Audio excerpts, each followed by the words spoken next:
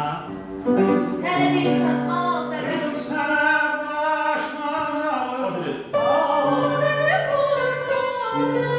Yok, bu belədir. Değişik götürməklər olur, sonra ərə verim deyirsən, eyni musiqidir. Sözlərini yazıb götürürsün.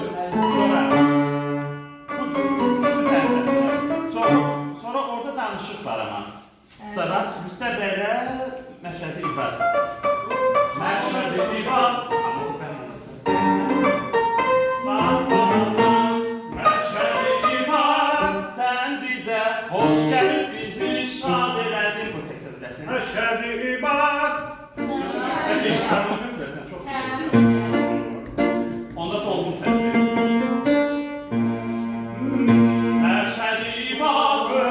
Məşədi ibad. Sən bizə xoş Sən bizə xoş gəlib bizi şad elədin. hoş gel bizi şad eledin. Ağla. Yaxşı, əsas o tamamdır.